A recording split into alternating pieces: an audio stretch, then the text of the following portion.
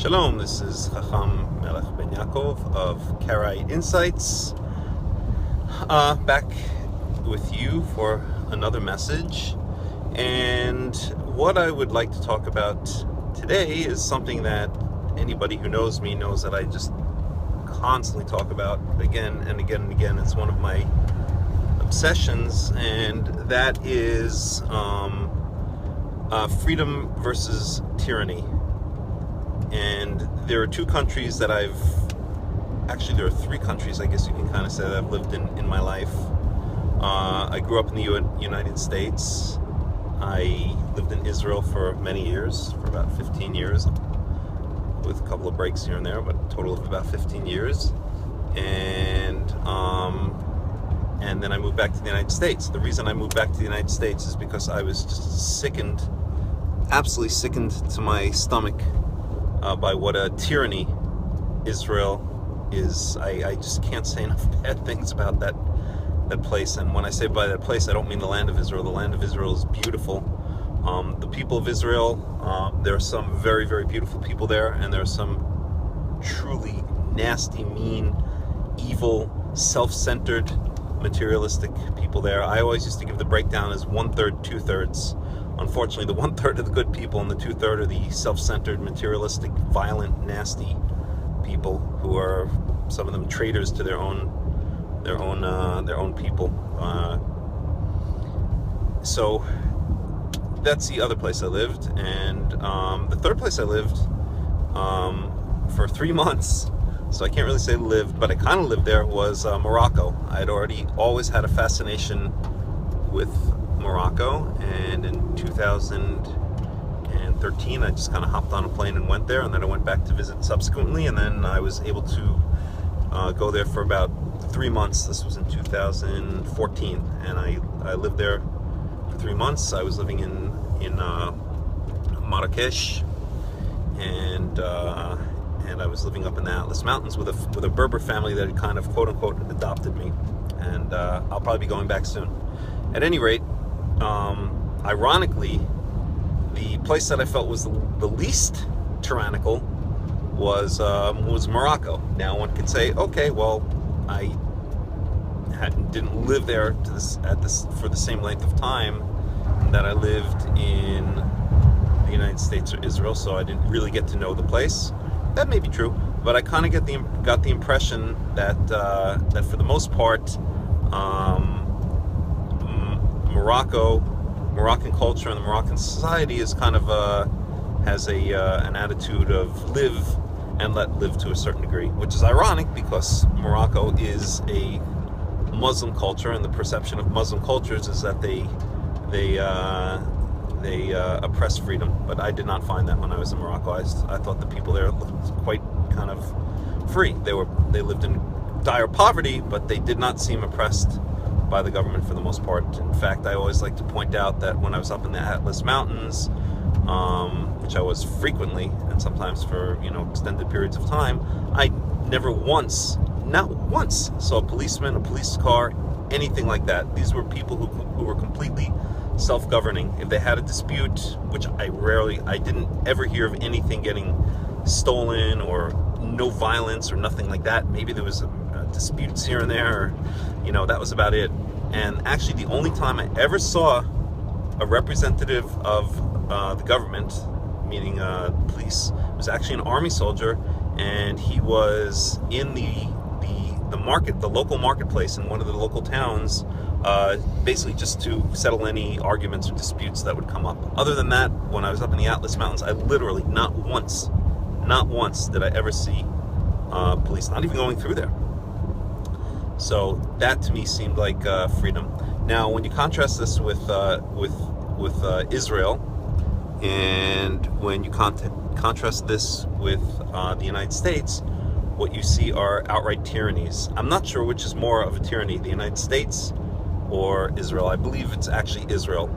Israel likes to identify itself publicly as a democracy, but Israel is very far from a democracy. Israel is, in my opinion, a tyrannical military dictatorship, whereby if you agree with the government, and that basically means agreeing with liberal multiculturalism, globalism, that whole, way of thinking, that whole liberal leftist way of thinking. If you agree with the government, then it's a democracy, because your thoughts happen to be in line with the thoughts of the ruling class, okay, with the oligarchs, the elitists who run the place.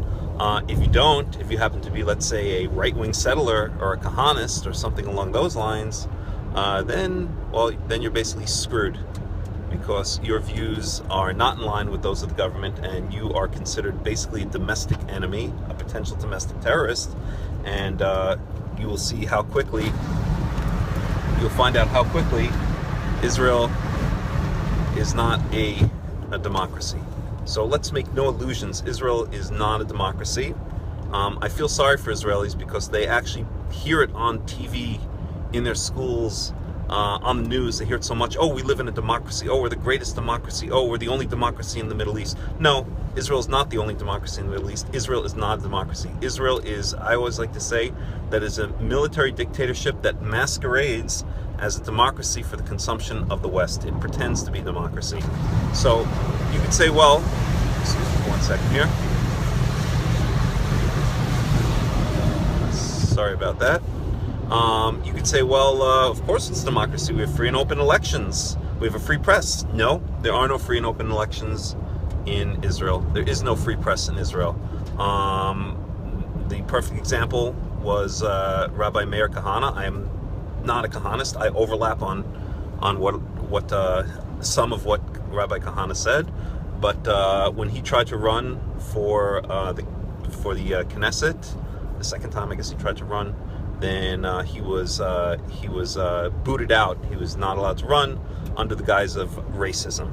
Okay, and anyone else since then who has exerted themselves too much as a nationalist has also been marginalized. So there is no freedom of expression, there's no freedom of speech, and there's certainly no freedom of press in Israel. The press is run by basically by government-aligned, or I should say leftist-aligned mafia, basically. And again, what they do is just basically push their party line, which tends to be leftist and multiculturalist and all those kinds of lovely things. So if you're an Israeli and you're listening, please do not believe the lie that you live in a democracy. You do not live in a democracy. There are no free elections. There's no free press. You can be tracked, interrogated, and tortured by the secret police. Right? What kind of countries have secret police? The Nazis had secret police. The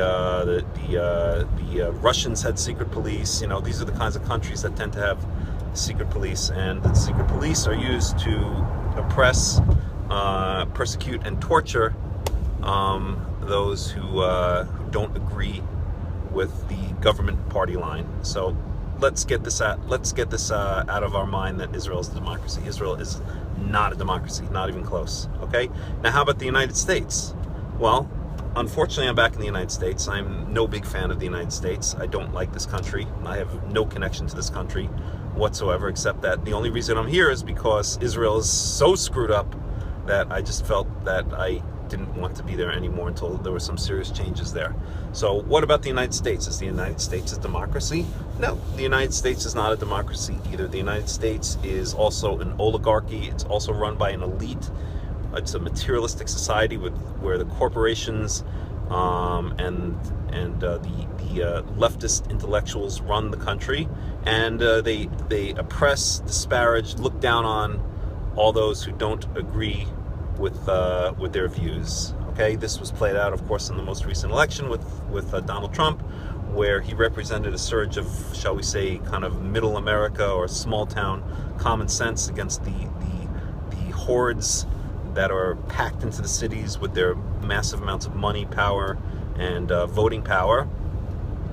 But they lost this time because somehow or another, I guess, enough people were so appalled by where the left was going that the left ended up, in its own hubris and its own desire to go further and further and further, ended up alienating even more people, including some of those that they had always considered to be their voting blocs, like the blacks, Hispanics, the feminists, women, shall we say, and on and on and on. So that's what we live in. I'm not going to go into great details because it's obvious, except to say that the United States of America is not a democracy. It is a tyranny. It is an oligarchy. It is a materialistic. It is a culture run by materialism, run by left-wing neo-pagan elitists out of the overpopulated, crowded, and disgusting cities of the country. And it's very similar in Israel. So we know all this. We got all this. I hope people realize this. But now what do we do about this? Well, the main message that I would want to convey is what it says at the end of Kohelet, what it says in the end of Ecclesiastes, that all of a person's deeds, whether good or bad, are taken into account, whether they're done out in the open or whether they're done in secret. So in other words, King Solomon in Ecclesiastes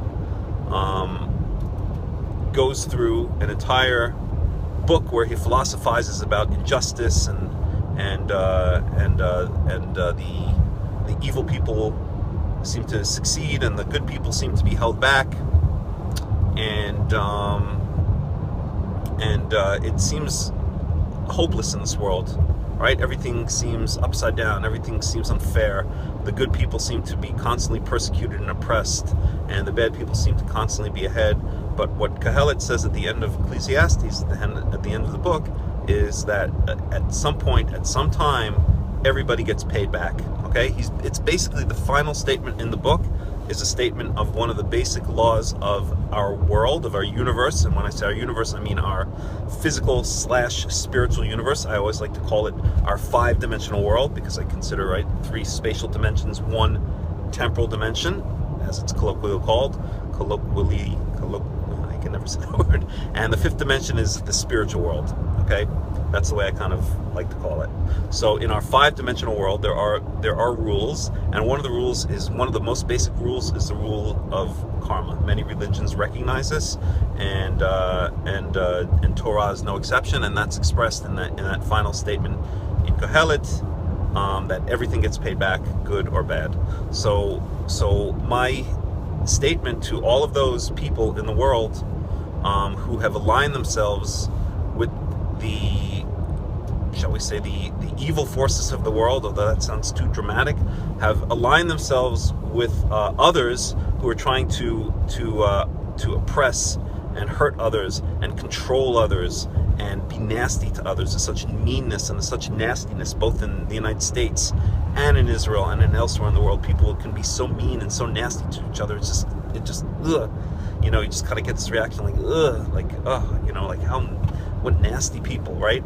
Well, everyone has their choice, everyone has their free will in this world, and everything will get recompensed in the end. Yehovah, God, quote unquote, is watching. He sees everything, and he will take it out of the hides of the evil people in the end. It doesn't matter whether they're presidents, it doesn't matter whether they're prime ministers, it doesn't matter whether they're CIA agents or Mossad agents or whatever they think they are, however high they think they are on their high horse, and they think they're invincible. They will find out that there's only one true king and one true ruler in this world, and that ruler is Yehovah. And if you're a good person, you will eventually, at some point and some time, get recompensed. And if you're a bad person, eventually you will get it. You will get yours as well. And if it doesn't happen to you, it'll happen to your children or your grandchildren or your descendants, unless they repent. So that's kind of my message for the day. The world is full of good, but it's also full of evil. The world is full of nice people, but it's also full of a certain just disgusting, sickening nastiness. You see it like in this country. I see it when the police, they'll like stop a little old lady, going 5 miles over the speed limit for what reason? So they can show control and they can make money for their government, which is basically just stealing money from the people. In Israel, you just see the way that the government just completely disparages the people, as if they think the people will never rise. The people will eventually rise up. They will rise up. If any government that does not respect its population will eventually face 1 million people at its doorstep, burning down buildings and hanging people. This is the history of the world. So if the elitists think they're going to get away with it, then they're wrong. They're not going to get away with it eventually. So one way or another, either they'll have to repent on their own, or people will eventually take matters into their own hand. So I guess my final message is be nice to other people, and realize that when people are nasty, that they're eventually going to get theirs. And don't be one of those people who gets theirs. Be one of the people who's kind and nice and considerate to other people. And then when it comes time for recompense, you'll be recompensed with good rather than with bad. What you put out is what you get back. That's the basic law of karma in the universe. It's a law that's certainly underpinned. The Torah, it's underpinned in the Torah many, many times, and it seems to be one of the basic laws of the five-dimensional, meaning the physical, temporal, and spiritual universe.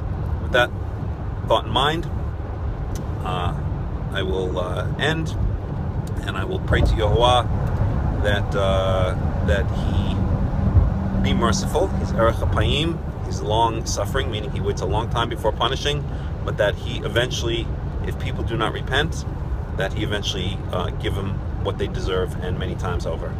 This is Chacham Melech Ben Yaakov of Karaite Insights, coming to you from a snowy day in the car, and we will meet again soon.